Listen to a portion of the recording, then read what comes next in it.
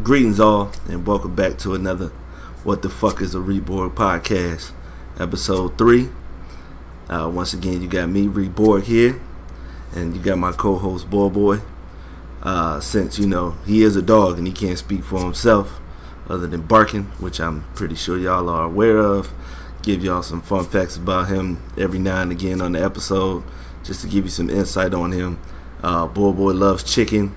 He will eat chicken bones out the trash can, or at least attempt to, if he knows that he can reach it. Sometimes he gets lazy and he says, fuck it, I'll just take that L. And sometimes, we got to scold him on that.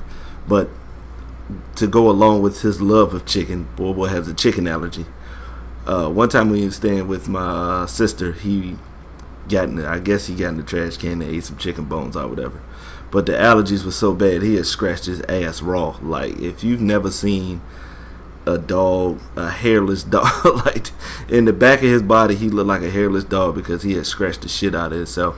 But they got the meds, got him back together, full health. We try to keep him away from it. Where I stay at in this apartment complex, I don't know, but maybe like 2 or 3 times out the month, somebody has a loose chicken bone around, and I gotta fight him for it. I don't mind if he tries to bite me because he's old. He don't have to bite no more, and his teeth are small. So I'll fight him for it and snatch it out. I kick it out of his mouth or anything like that. But I'm just trying to figure out who throws chicken bones in the street. Like, I can't fathom that. I don't understand that. But back on the topic, another fun fact about Boy, he hates bicycles or anything with 2 wheels. If he sees a bike, motorcycle, anything, scooter, he will lose his fucking shit. I mean, barking to the point where it looks like he's getting ready to go into a dog fight. But so, I mean, I don't know what it is. I'm not a dog psychiatrist, but that's a little something about Boy. Give y'all some insight.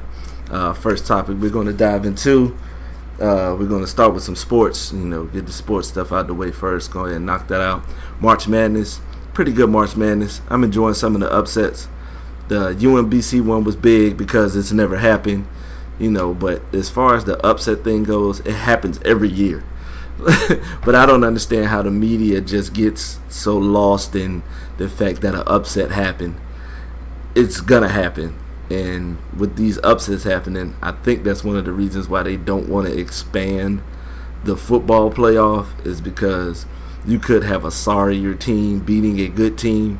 Because, I'm under the belief that it can happen at any time. You can lose a game. It doesn't matter.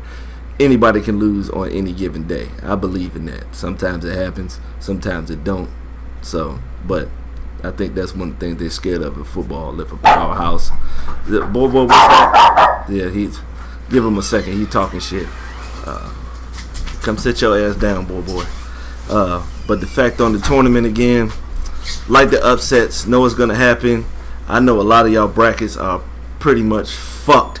So I'm pretty much in the same bracket. I had the Final Four: Kentucky, Villanova, UNC, and Michigan State. Michigan State lost, UNC lost. So that's what that is.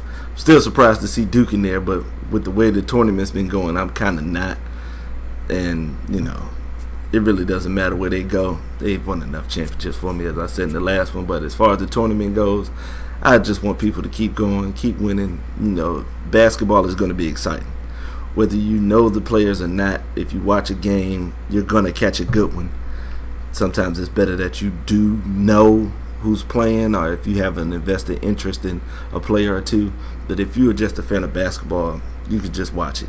You will enjoy it. Even if you're not a fan of college basketball, just, the pageantry, the hype, and all the things that surround it and all that stuff, even something as little as the band, just the way that they go in, I enjoy March Madness. It's something I look forward to every year. And on top of that, going into the draft, a lot of players who lost in the first round declared for the draft. A lot of people have the nerve to be shocked, amazed, or other words, like trying to figure out what's going on with players like Mohamed Bamba, DeAndre Ayton, Trae Young, Miles Bridges. I mean, some of these players wouldn't even be in college if that rule didn't exist, and I'm not a fan of that rule. If you can go join the military at 18. Even if you sign a waiver, you can go in at 17. You could at least be able to play basketball. If you could fight for this country, the least you could do is play basketball for it. So I'm not a fan of the rule. Hope they get rid of it. It really doesn't help college basketball because it's still going to be the same regardless. Like, even when players were jumping to the pros, to the NBA, people were still watching college basketball. I mean, it's still not going to change that much. And on the topic of the NBA draft, a little bit about that. I don't know why people would think Trae Young would come back. The team's still not going to be good. I don't see them adding any pieces that could help him to push the team as far as he could. I think he might have a better chance of being better in the NBA, playing with better players, having more space. I think it would benefit him more because, to be honest, the kid can't play. He can shoot. He can score. I hate to compare him to Steph Curry, but, I mean, that's pretty much what his game is like. It's no other way around it. I'm not saying he is Steph Curry or is going to be the next Steph Curry, but as far as prototypes go, he does he does the same exact thing, So I don't knock him for going. Anybody go out there, get your money. If he would stay in school, he would be a fringe first rounder after his sophomore year, probably not get drafted the year after that. The longer you play, the longer they get to nitpick at your game, which I think is a little ridiculous, but go ahead and make it happen. As far as DeAndre Ayton, I think he has a chance to be good, but I feel like that among most players. Most players have potential. I don't give up on a player until they prove themselves, that they, are not going to be as good. And as far as that goes, I'd like for some of the people in the comment section, give me some of the players, whether it be any sport, that you thought were going to be good and they didn't turn out that good. I'll give you two quick ones off the top. Rudy Gay. I thought Rudy Gay was going to be a beast. I thought he was like Scottie Pippen with an offensive game. It really never transpired in him being an all-star. So that was, I thought the ceiling for him was higher. I don't think he ever reached it. Still a good basketball player. I would take him on my team if I had one. Still a good hooper. And another one is Darius Miles. I was a fan of Darius Miles. I was a headband wearer. Before he even did that, I always wore headbands, but, always a fan. He made the Clippers exciting when they never had any excitement. They had a decent team. They just couldn't win. I don't think they had the coach, and they didn't have the team around to develop all the young players into something. But he never panned out to be, that much, other than just an athletic marvel on the court. But, he made it to the league, did something. So, kudos to him. I mean, I'm only saying let down because I thought they were going to be, greater. But even at the stage that they made it to, I don't have a problem with that. The NBA, after talking about the draft, the NBA is still going. Watched a great game last night between Boston and the Thunder. It was a pretty good game. Clutch game-winning shot by the Morris twin. I don't have time to try to figure out between the two. The one that played for Boston, the one that hit the game winner yesterday. It was a good game to watch, I enjoyed it, Kind of can't wait for the playoffs. Playoffs look like they're going to be interesting, but, that's on a wait-and-see basis. In other sports news, lots of NFL signings. I'm not going to go into who signed where. Some of the things are interesting. I think I already went over some. Still surprised nobody has signed Ndamukong Suh. Even surprised that I'm not surprised he got cut. Because, you could be cut at any time, and he hasn't been performing like that. But I am surprised that nobody has picked him up yet. Because sometimes a change of scenery could boost the player's morale and, want to get him back into being something that he was. But as far as that, just seeing who else gets signed, a lot of pieces being moved. It's sports. It's going to be interesting, on the NFC side of the game. As far as the AFC goes, I picked the Patriots to be in the Super Bowl like the last 12 years. So until somebody beats them, that's always going to be my AFC pick, and the fact that they've lost a couple is the only reason why I haven't picked them to win it every year. But I'm always going to have it until Brady and Belichick, either one of them goes, okay? As far as the NFL draft goes, coming up next month, I'm really surprised at how most of the pundits and the media have Sam Darnold going first. I'm still like, I don't get it, because none of the between him and Rosen, I think Rosen's a better quarterback. He did more with less. But I think he's getting looked at like a quarterback because he speaks his mind, because, he tells it how he sees it. I don't think a lot of people like that, especially after the Kaepernick thing and the kneeling and all that other stuff. I don't think a player's opinion, they never cared about a player's opinion outside of what happens inside the lines of the field. So I think that's hurt him some, even though he will get drafted in the top 10, probably even the top 5. With Baker Mayfield, I think he's a good quarterback, but he keeps getting boosted up, and they're not speaking about his height. Now, if you watch the NFL as long as I have, shorter quarterbacks always get shitted on. Like, he might be one of the first that actually goes up the draft, even after being reported, 5'11", even being reported shorter than he actually was in the program and whatever everybody else thought he was. He's still going up the draft. Now, the only short quarterback I seen that they didn't pick their game apart was Michael Vick, but that's a once-in-a-lifetime talent. We probably won't see anything like that again for a while. So, I mean, he's an exception to the rule. But it's just surprising that they just are boosting him up like that. Same thing with Josh Allen. Even with all his physical gifts, you still, maybe not top 5 pick, but, middle to the end of the first round. If a coach that has that talent with quarterbacks can work with him and, get him to, where they want him to be. But he's going to go top 10, even with holes in his game and a tape that isn't that great. But more power to him. I hope they draft. I hope good careers for all. And, just keep making it happen, man. Just to switch things up, a lot of albums came out in March. Speaking on as far as the hip-hop side of music, that's what I've been on recently, because, I listen to all types of music, but for right now, nowadays I'm really on the hip-hop, and they have so many releases of artists I'm interested in happening this month, just with the last week, But a couple of quick notes on a couple of the albums. The Logic albums is pretty good. I like Logic. Been listening to the Young Sinatra mixtapes a couple years ago. The guy can rap. He can do his thing. He's a good producer. I don't expect anything less. I respect the guy. He gets it done. I'm a fan.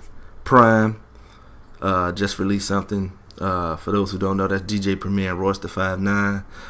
For those who, are more into the lyrical side and don't know anything about this, the first one was good. I'm not, I haven't listened to the second one, but I'm pretty sure it'll be good. Premier's a good producer, one of the greats, and Royce the 5'9" can rap his ass off. So I'm looking forward to, getting the full scale of that. I listened to the XXXTentacion album. I enjoyed it. It was pretty good, I want to find out if that was him speaking Spanish on that one track.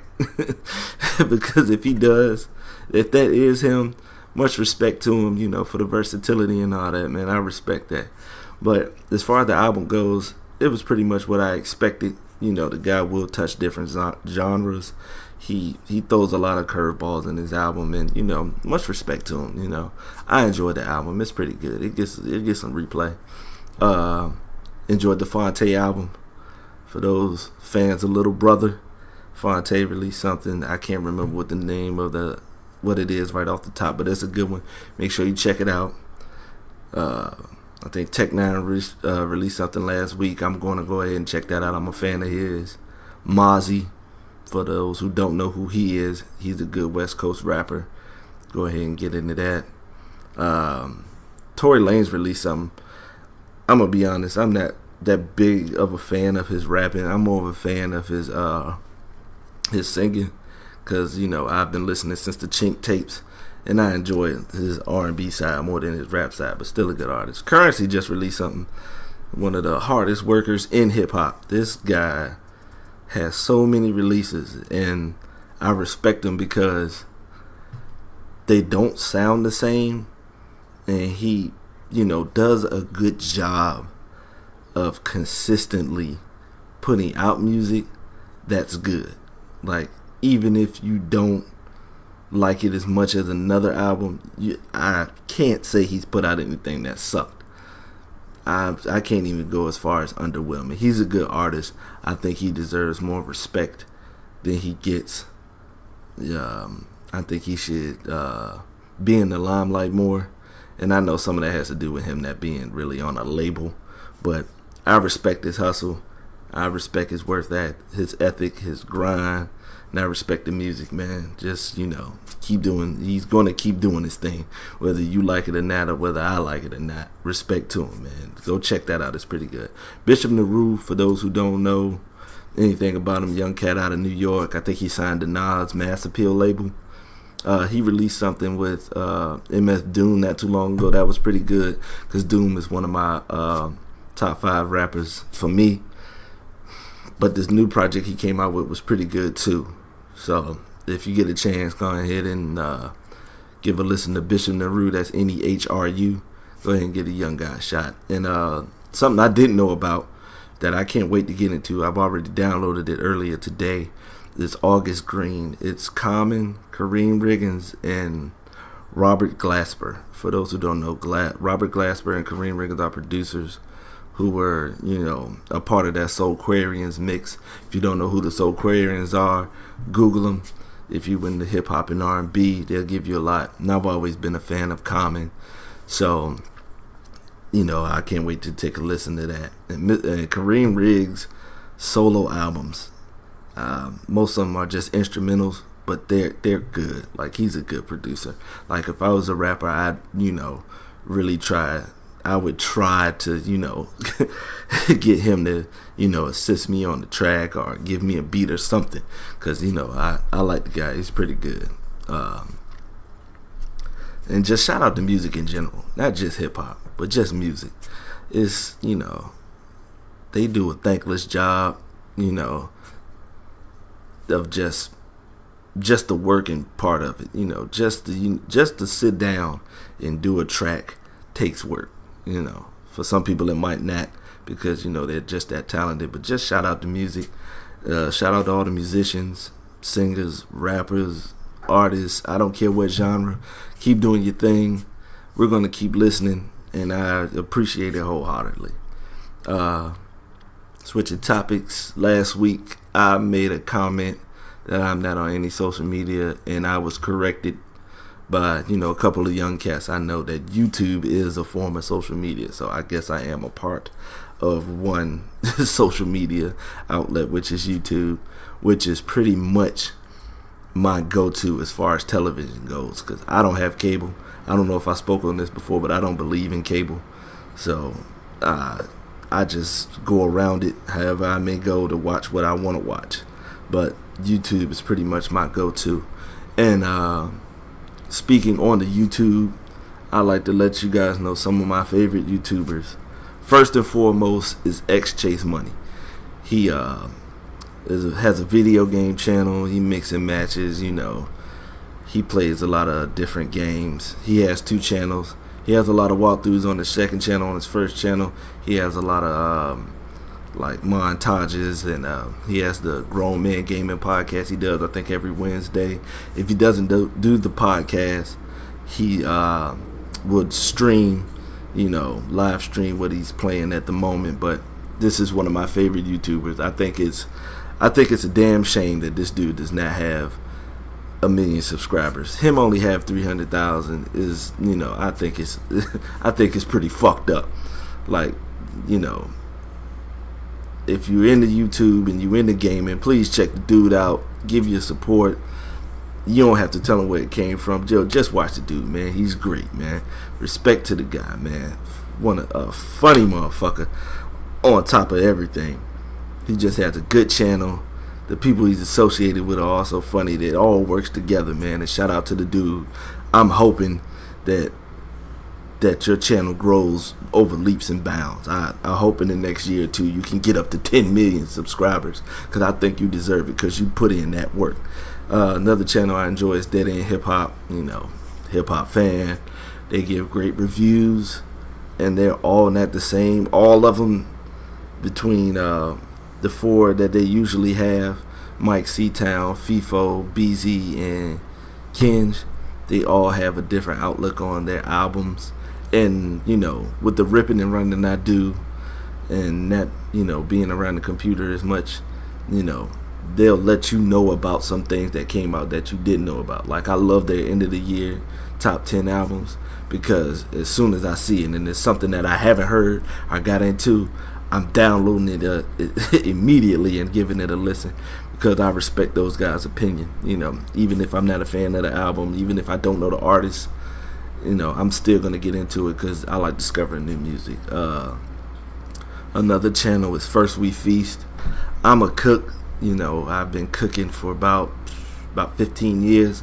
I don't call myself a chef because I don't think I've done enough to consider that. I'm not in the same light as a Gordon Ramsay, Anthony Bourdain, Eddie Huang, most of the guys who have put in that work and are a part of that. Even like some of the people that I locally know, I don't see myself in the same light as them, so I don't call myself a chef. I don't think I have enough stripes in that, but I do cook. And one channel I love is First We Feast, because they have a lot of different stuff up there outside of Hot Ones. I like Hot Ones because it's an interview while they eating hot wings. I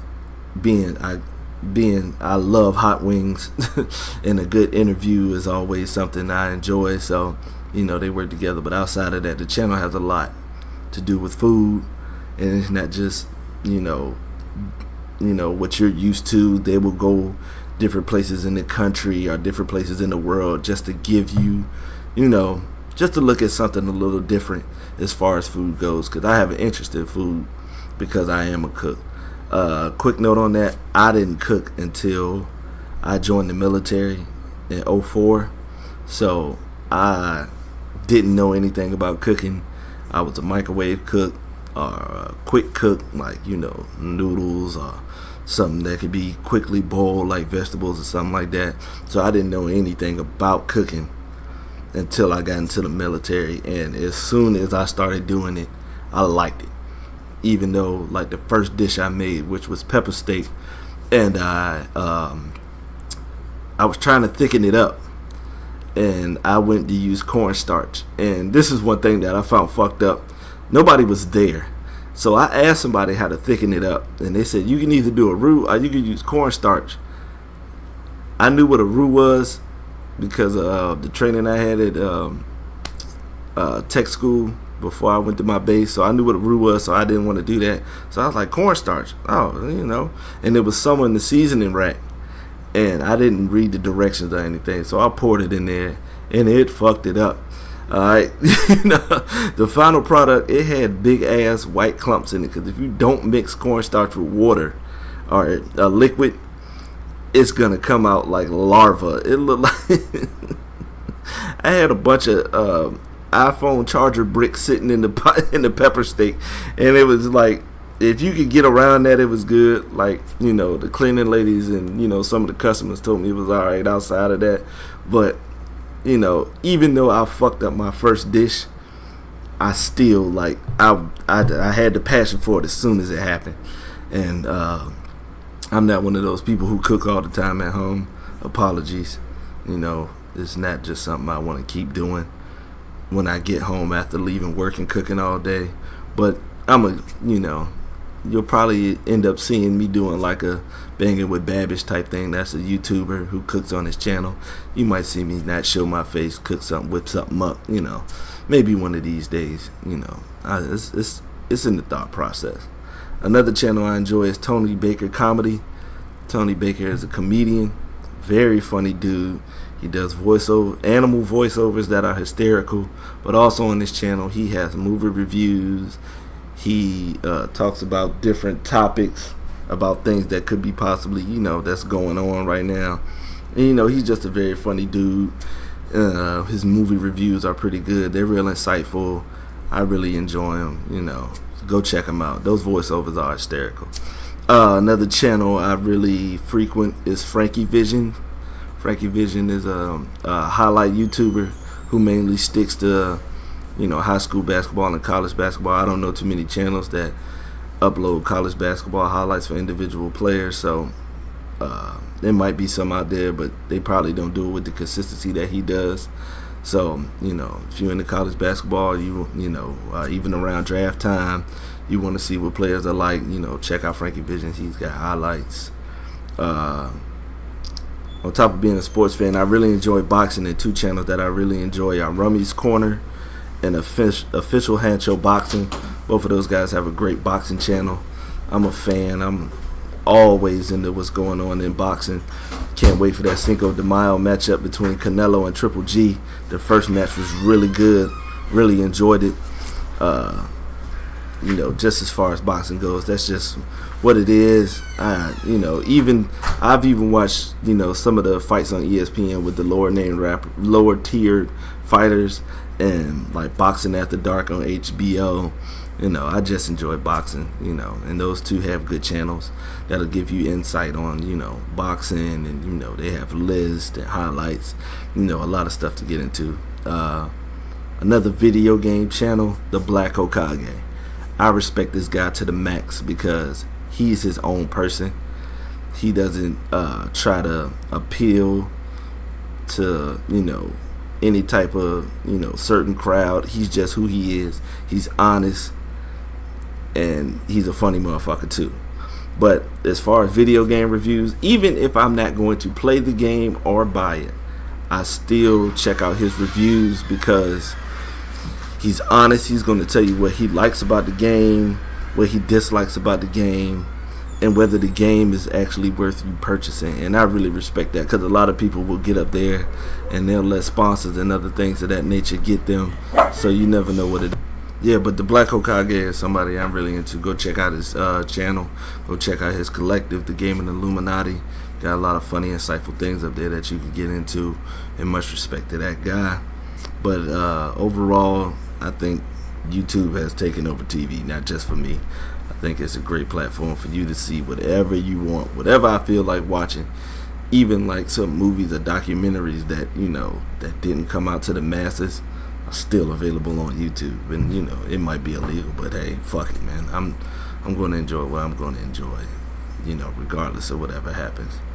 On another topic, somebody wanted me to speak on the Monique thing. I don't have a problem with it. If she wanted more money, hey, don't price yourself out in the game. Get what you think you deserve and get that money, Really didn't agree with her calling out, Chris Rock and Dave Chappelle, because, to be honest, she's not on that level. We all know that she's not on that level. Is she a good comedian? Hell yeah. She's funny? Hell yeah. We all know that. We watched it, but she doesn't have the same resume as they have. So to think that you're gonna get to think that you're going to get paid the same as them, you being a little blind. But I don't have a problem with the aspirations of thinking you should, because you should always root for yourself and want the best for yourself. But to think that that was gonna actually happen, you were a little blind about that. But I ain't got no problem with it. If she does decide to do something, I'll give it a watch. I'll support it on Netflix or whatever she releases it to, because I'm a fan of stand-up comedy.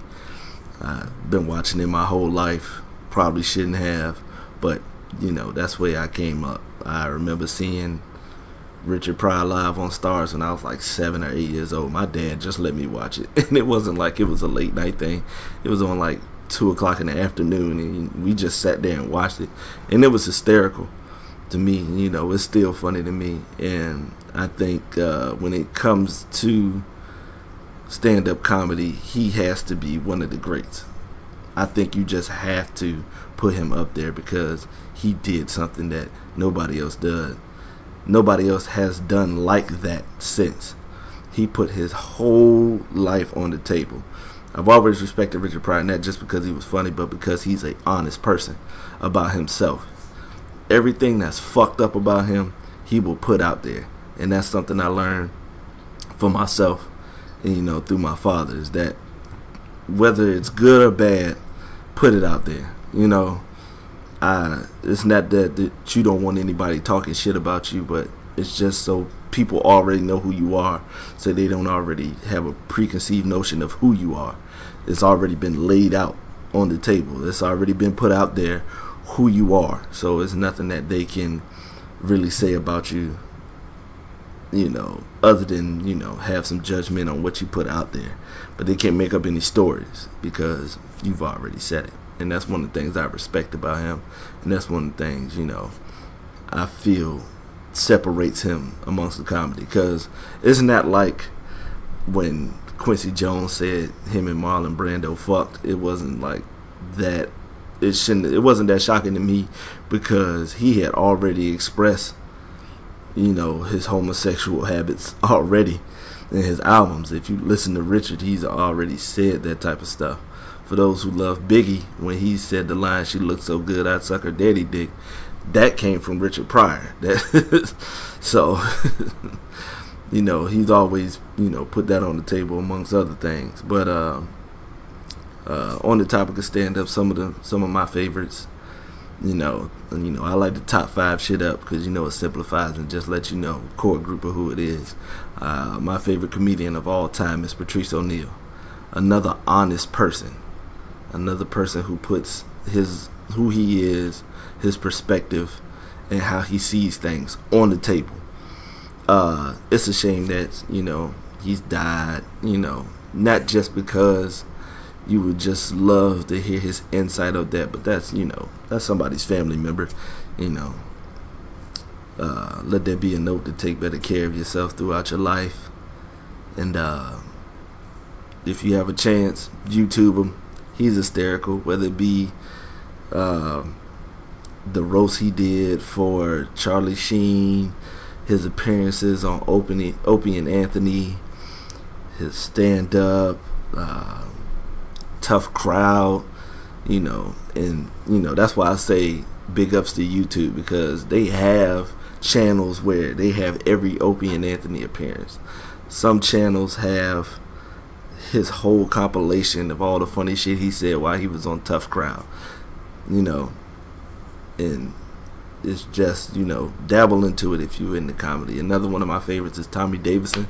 I've always found Tommy Davidson to be funny from In Living Color, but his stand-ups have killed me, as a, growing up. And even with the stuff he does, that you might get a clip of every now and again, it's still good. I thought he was the funniest person when he did the Shaq All-Star. I could understand that people are not into Latin culture like that and didn't understand what he was talking about. He was talking about Salvador Gigante and other things like that. But I do, because I used to watch Univision because my dad was big on cable. So when we get the cable, he get the giant package with all the channels up there. So I would just watch Univision, because the women out there are gorgeous. I don't know what they're doing on the channel, but every woman up there was fine. And, it was just insightful to me to see a different culture that I didn't know anything about. Because where I'm from in Virginia, it was some Latinos, back in the day, but it wasn't a lot. Not for you to learn anything from them. So that gave you an insight into it. Now, I got more of a personal insight when I joined the military and got to meet a lot of Latinos, and I'm one of those people, I'm not gonna dive all the way in where I think I'm Latino, but I will get into the music, the food, what you guys are into, what it's like growing up like that, and I'm insightful. I'm not gonna say like I'm a smart person or anything like that, because that's not my thing. I don't think I'm that fucking smart, but I will, just insight, just to have my own opinion on something, and not look at something blindly. But We used to watch the shit out of Univision, so I got that part. And he's always been funny. If you ever see On the Strength of New York, it's on YouTube. Check that out. He has a bit about hoedowns, and that's I'm telling you, if you don't enjoy that, you just didn't want to at the beginning. So another one of my favorites is Dave Chappelle, and I'm not even talking about the recent Dave or just the Chappelle Show. He has been funny since he was in Robin Hood Men in Tights. All my old heads who know about Half Baked, his HBO half-hour special where he talks about his landlord being a crackhead. That's fucking hysterical, but I've enjoyed everything he's done. I knew that even if he didn't come back like through Netflix, I knew that he would have some stand-up up there, because on YouTube they have him doing like a 2 or 3 hour performance at the Comedy Store at like 2 or 3 o'clock in the morning, which is fucking hysterical. Yeah, always been a funny dude. Like, I listened to, what Faison Love had to say about him on the Breakfast Club, and for those who believe that he hasn't, doesn't deal into the black community, he made a comedy sketch about the World Series of Dice. Okay, cut it out. This guy's always been, just because he's not based in hood black humor doesn't mean he doesn't, he hasn't touched any of those topics or has been funny about any of those topics. So for him to say that, it's his opinion.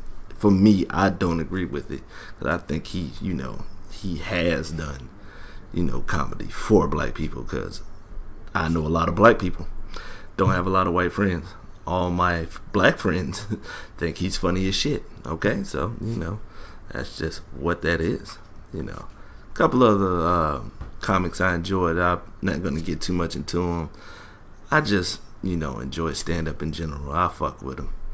I mean, anybody from the Tough Crowd group, Jim Norton, Bill Burr, Louis C.K., Joe DeRosa, Bob Kelly. For those who wanted to see something else, I'm a big fan of George Lopez. One comic I've really gotten into recently is a comedian named Ali. Check him out. He tells great stories. He has a story on the Comedy Central show, This Is Not Happening, about him being in jail. It's real funny, but I feel about comedy the same way I feel about music. I'll give anybody a chance, even if it's just like short jokes like Mitch Hedberg, even something short like that. I found him hysterical. Jerry Seinfeld, I thought he was funny as hell. And even if it's not on stand-up, just anybody who can make things that funny. Like, I'm not a big fan of Zach Galifianakis as a comedian. I think he's funny, but it hasn't been anything to make me like cry laughing or throw my head back laughing. But he has a movie called Mastermind that's on Netflix. He's hysterical in that. Like, he's funny as shit in movies. He's not just Alan from Hangover. He has shit he's just funny in. Like, it's just so many things that you could just get into. If anybody has anybody they want to suggest, I don't give a fuck what it is. Whatever I talked about, music, athletes, teams, YouTube channels, anything that you think that you think somebody would be interested in, go ahead and put it in the comments section and let me know, because I'll give it a chance. That's one thing about me. I don't give a fuck. I will definitely give it a chance.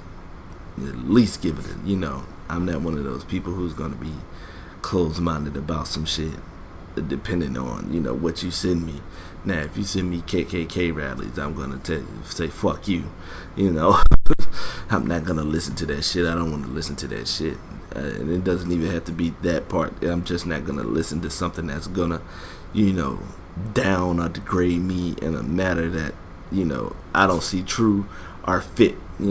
That's just, how I am. But on that, if you got something to send me, man, go ahead and shoot it. Let me know. Whatever the fuck you want me to listen to, I will definitely hit you back in the comment section letting you know what's up, because I'm not comfortable giving away my emails at this time, or even putting this ugly ass face on the screen. Not really my thing right now. Maybe I'll open up to doing the shit, once once some hoes tell me I'm cute, then I can do that. But right now, nah, ain't gonna be none of that. I hope y'all enjoy the mic.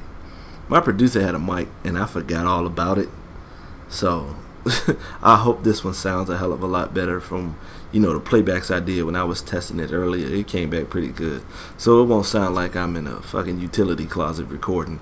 It gives it a little bit more, I'm not gonna use the word authenticity. It just sounds fucking better. So shout out to my producer Mike Chimney. Hope y'all went and checked his music out on YouTube. That's family, love that guy, and the music's pretty good. I'm not just saying that because we blood. I'll actually fuck with it. And shout out to local artists. The one thing I do enjoy about this generation, because I'm 34, getting ready to be 35, but I don't have like that new shit ain't that good attitude with things, because everything has something good about it.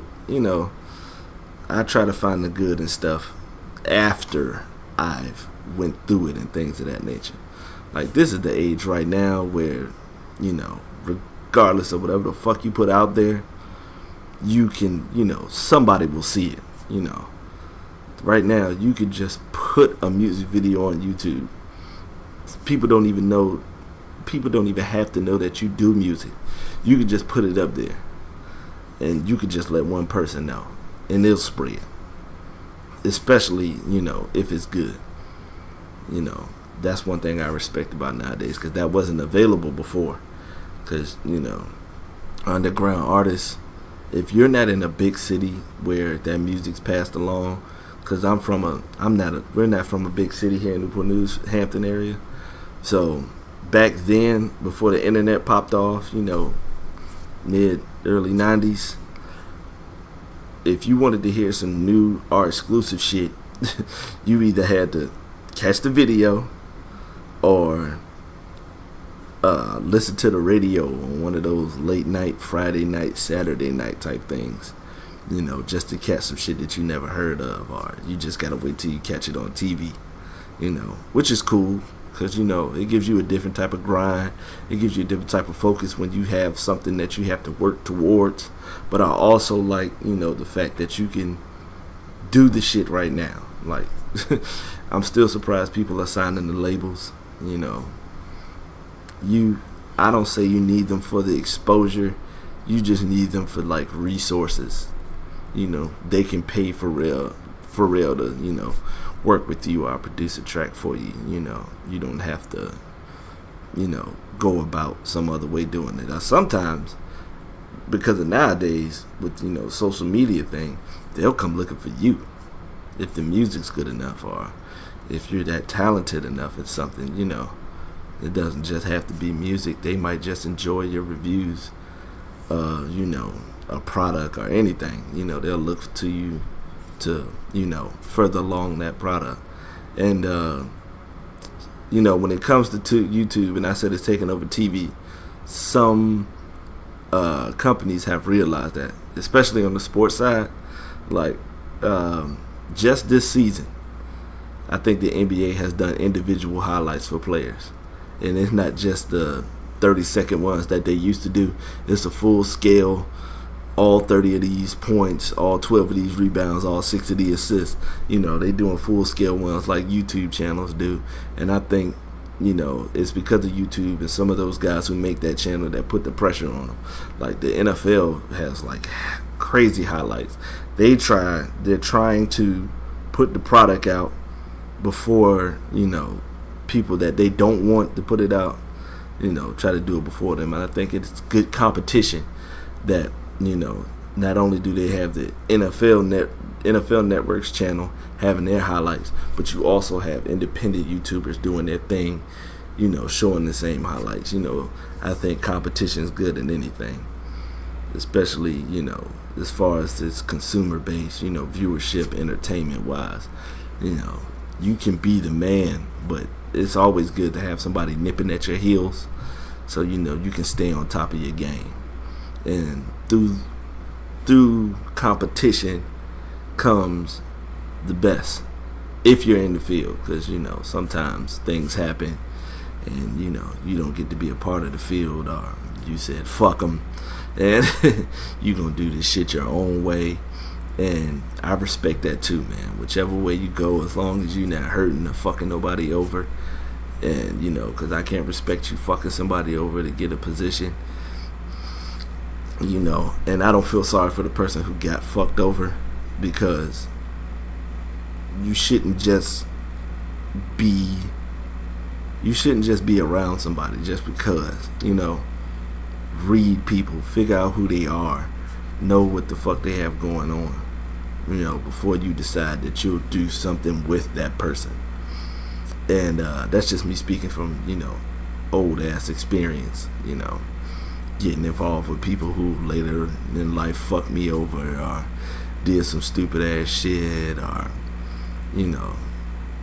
just read people. That's like, I don't have a lot of advice for young people, not like to spurt out right now. You'd have to ask me, I'd have to go through, figure it out how I want to put it towards you, and then let you know. But that's something quick. Figure out people first. Just because they have an interest you have, don't just use that one thing to base your friendship upon. You can be cool with them, because that's not a problem. But if you really want to invest and put that time in and making somebody a friend, because I take friendship seriously. If you don't have my phone number, I really can't consider you a friend, because my friends have my phone number. My friends can contact me. I don't put it in a way that if we don't talk outside of maybe work or some shit like that, I don't call you a friend. I'm not gonna say associate or colleague. You just somebody I work with. You cool, I'll put that up to them, but I can only go to you being cool at work. I don't know how you are outside of the work area. So just something to think about. That's me. That's enough of me shooting the shit. I'll catch y'all next week, whatever the fuck day I feel like doing it. Shout out to all the people I got love for. If you already know, if you gotta question it, then you probably don't. Man, love to everybody. Shout out to moms. Another week without hearing about this podcast, and I've kept it pretty clean after I've went back over and listened to it. I've kept it pretty clean, but I'm just warning people ahead of time. Shit, it's going to be episodes that are going to be more filthier, because sooner or later somebody's going to ask sex questions, relationship questions, just shit that I got to get into, that that will precede in me saying something that somebody won't like.